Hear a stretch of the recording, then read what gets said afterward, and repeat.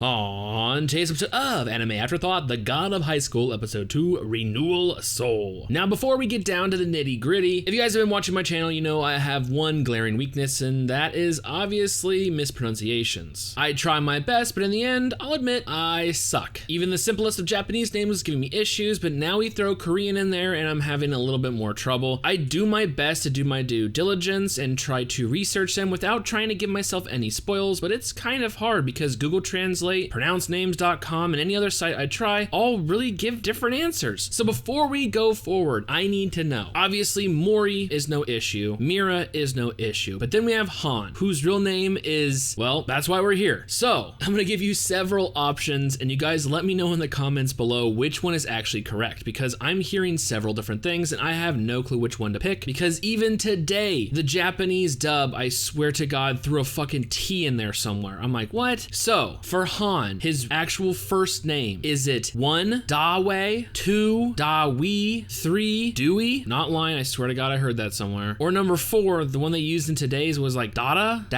I'm assuming it's either 1 or 2, Dawi. But if you guys would be so kind to let me know in the comments below, like I said, I wanna make sure I actually say the names, or at least attempt to say the names correctly. Eventually I'll get them. You know, it took me several episodes to go from bam to bomb, so. Okay, so now that's over. Let's get into today's episode, because I have a lot to talk about. Because today's episode was, it was weird.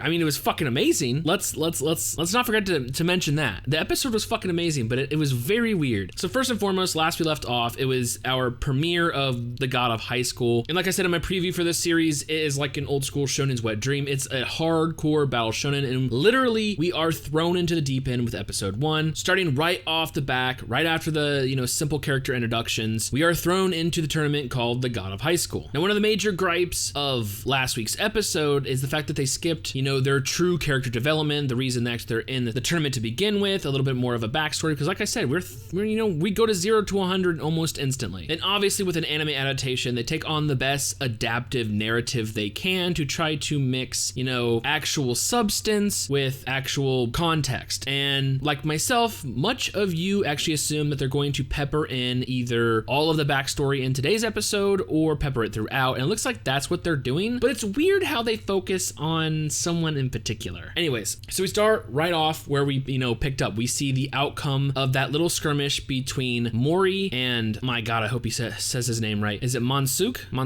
I know his name is Gang. I can say Gang, but obviously I don't want to offend anybody. Last names are so much easier. Anyways, the dude in the fucking straight jacket and Mori go at it. So you figure the conclusion is one of them was going to win. Obviously Mori, because he's, you know, the Korean Goku. No, what you see is Mira swoop in, goes on full JoJo, and snaps the shit out of Mori's neck, which is fucking hilarious. Like I said, we got that split bipolar, you know, kind of, you know, dure effect going on with her. Lovey-dovey 1 second, super macho gorilla, which actually Mori is actually asking her later on if she's an actual gorilla in disguise, which she comes back and says, you know what, you're one to talk, monkey. And then we see later in the episode, he's eating fucking bananas. So, I mean, love the continuity in that. But yeah, she got super pissed off that Mori had her wooden katana. She intervened and literally broke his fucking neck. Something that Dawei picks up on and is very interested on. We see later on the episode why. Cut to the why. Our trio is serendipitously walking all in the same direction. Obviously, Mira thinks, you know, she's being followed, but in reality, they all live in the same direction, I guess, which makes sense because they met each other on the way there. So yeah, wouldn't be too surprised. This is where we get the comical interaction between Mira and Mori, obviously the gorilla versus monkey. Still walking as a group, Mori begins to ask them, you know, why they're there to begin with. We see a little flashback into just a glimpse. It's one of those blink and you'll miss it moments of why the, you know, their introduction into this God of High School tournament. The reason why Mori wants a, you know, to fight Blondie, one of the judges, a rematch. It looks like he got his ass kicked after, you know, receiving one of those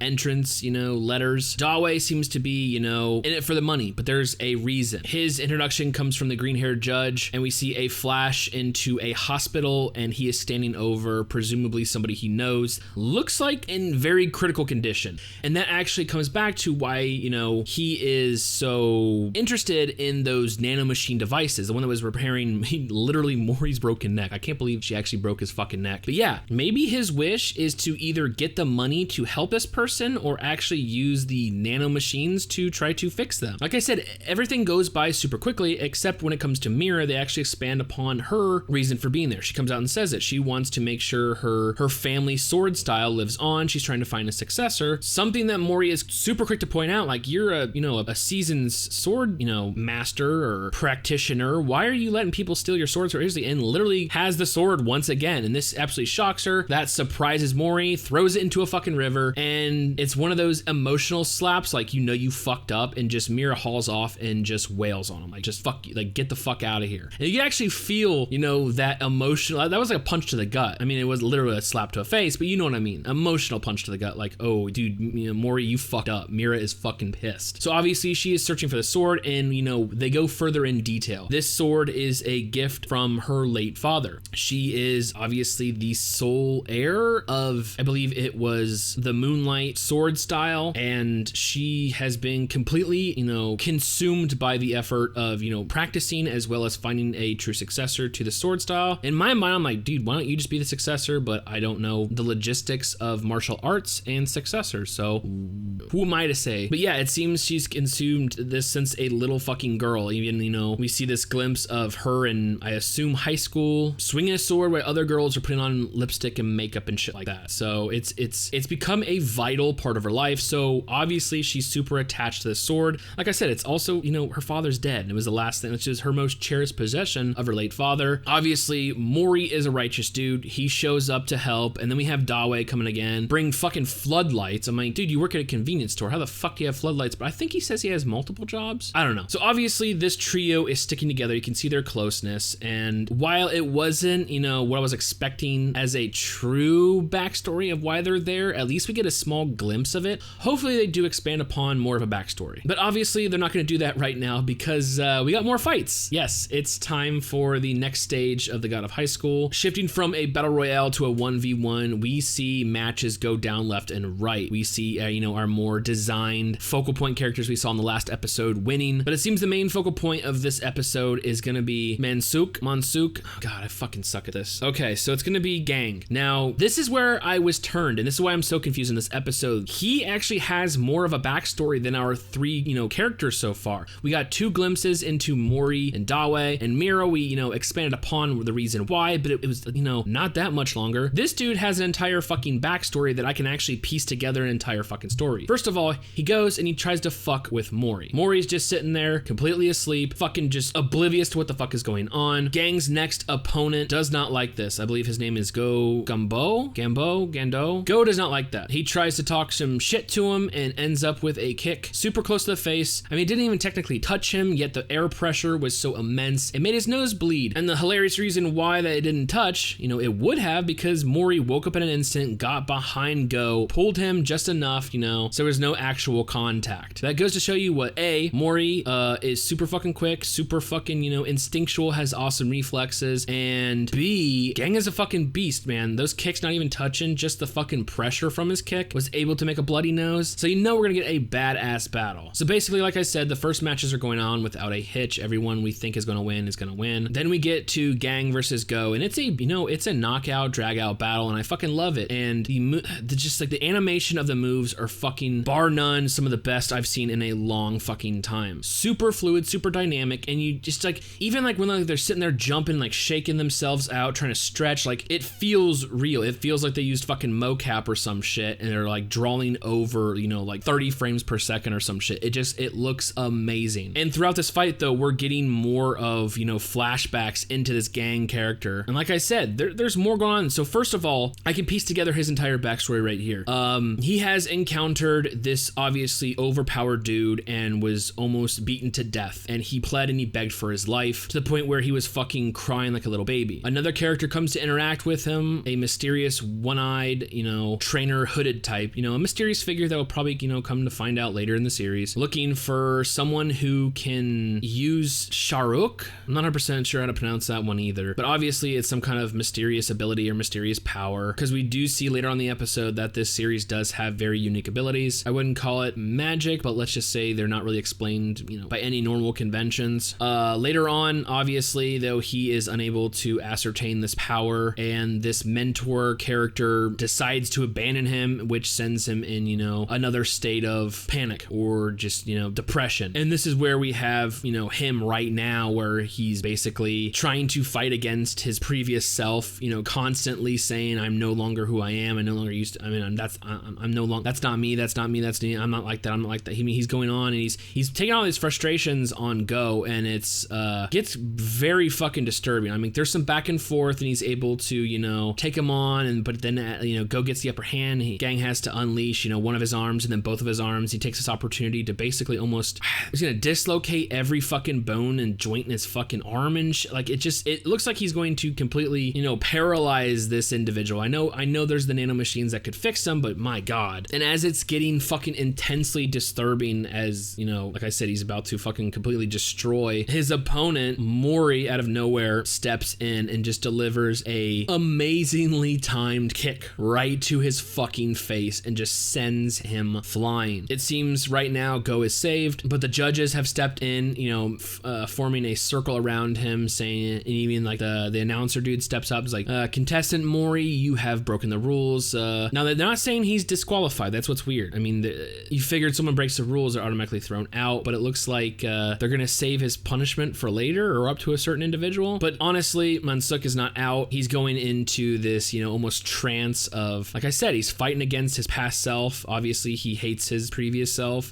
He's ditched the heavy pants, as Mori puts it, and you see this wave of blackish, purplish aura. Now, I don't know if that's just to show how pissed off he is, or if that's an actual aura. Are we gonna have magic in this? I'm not 100% sure where it's going with this, but obviously you can tell that shit's about to get even more intense. Now, the judges are about to try to step in. You see the green-haired dude with the cards, about to pull something off. Mori uses him basically as a fucking springboard, goes up and goes kick for kick Man-Suk, and it's fucking devastating. But in an instant, almost like the entire world is frozen, Mori unleashes the Renewal Taekwondo style triple kick, and in a split second is able to kick Man-Suk 3 fucking times and just devastates him, and then plows him afterwards into the fucking ground, and it's just it's just amazing. But there's no time to enjoy the victory. He is mysteriously pushed to the ground, and we see this familiar figure, this hand with a cross on it. Now, we saw earlier in the episode, the very beginning, this individual, his name is Mujin Park. Mujin is very easy to pronounce. I should be able to remember that. He was over United States visiting, the fucking president at the Pentagon,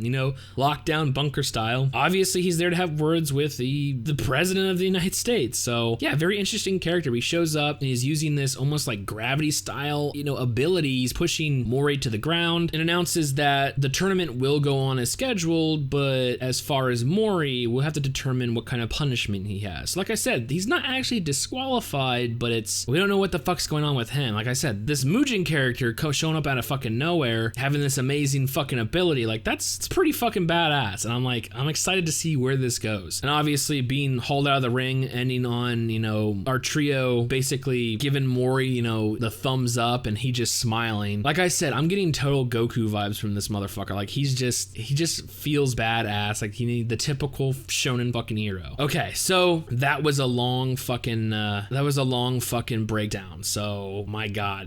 But to put it bluntly, it's kind of weird. It's kind of weird that they shifted focus more on Man-Suk's, his background than they did either of the trios. I mean, they did give Mira a little spotlight, and we do know the base reason why our 3 main characters are in the tournament, but I figured they would have elaborated more in today's episode. But they still went with, sizzle over substance. We did get a majority of action. Like, the action's gonna be amazing, and I'm assuming that the series is gonna focus a lot more on fights than anything else, which isn't bad in any ways. And I think it is actually, part of a grand scheme, a grand, plan, a strategy to pair this potentially with, Tower of God, to give you, the new school Korean versions of DBZ and One Piece, as a lot of you are, comparing these titles to. I mean, they have a lot to live up to. You got a lot to live up to if you're comparing yourself to Oda and Toriyama. But yeah, maybe this is their intention. They have this one series that is completely focused on world building and character development, and then we have ones that focus on the badass battles. Not to say that the two won't overlap into other categories. My goal is, or my hope and expectations for this series is to elaborate elaborate more on maybe an overworld story, an overarching story, and develop more of,